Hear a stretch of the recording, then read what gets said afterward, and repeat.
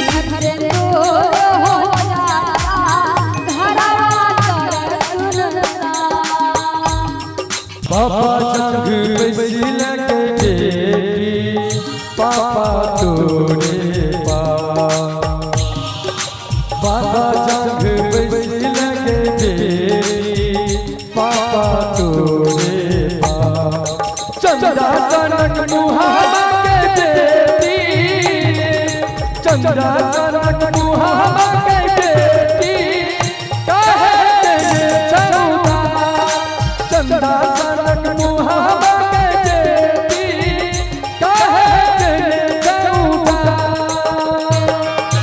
काटे तोरा चाहिए हो बाबा काटे तोरा दिया ज्ञान। काटे तोरा चाहिए हो बाबा काटे तोरा दिया ज्ञान। होते दिनों सारा बाबा बेटी होए तो वीरान। होते दिनों सारा बाबा बेटी होए तो वीरान। सब बड़े खबरी बजा का प्रेम से बाजू रहा सरकार की जय हो। क्या बात है ताली लगा सामने ताली बजा के सब लोग बहुत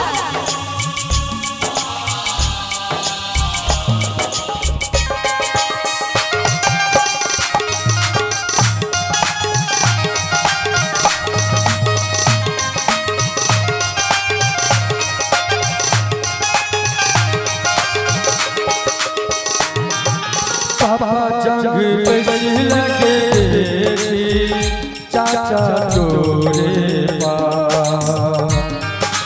पापा जंग बैसिल के बेटी चाचा तोरे पास। सोना सनक मुहावा के बेटी चंदा सनक मुहावा के बेटी काहे तेरे छरुदा। सोना सनक मुहावा के बेटी काहे तेरे छरुदा। काटे तोरा चाहिए हो चाचा काटे तोरा दिया ज्ञान। काटे तोरा चाहिए हो चाचा काटे तोरा दिया ज्ञान। चुटकी भर से दूर हो जाता चुटकी भर से दूर हो जाता घरवा तोर सुनता। चुटकी भर से दूर हो जाता घरवा तोर सुनता। बहुत बहुत धन्यवाद लड़की के चचा मनोज यादव जी उनका शहर में शानदार 501 का नाम एक बार सब बड़े बड़े बजा दीजिए। प्रेम से बाजू रहा सरकार की जय हो।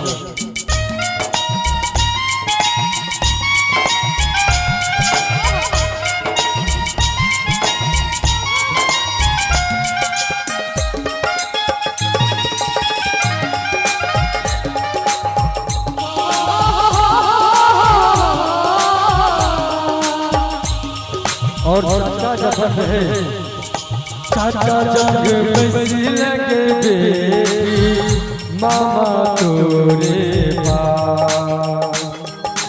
चाचा जंग बैसिल के बेटी मामा तोरे पास। चंदा सनक मुहावा के बेटी सोना सनक मुहावा के बेटी काहे तेरे छरुदा। सोना सनक मुहावा के बेटी काहे तेरे छरुदा। काटे तोरा चाहिए हो बाबा काटे तोरा दिया ज्ञान। काटे तोरा चाहिए हो बाबा काटे तोरा दिया ज्ञान।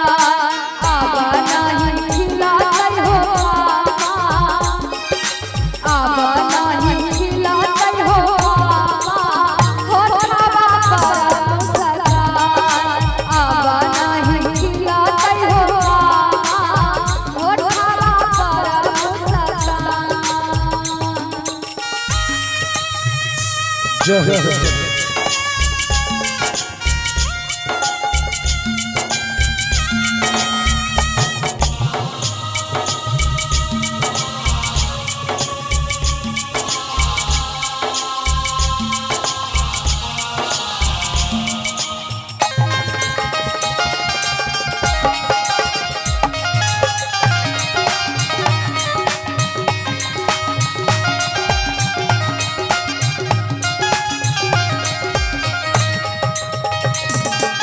मामा जान पैसे लगे पहली भैया तोरे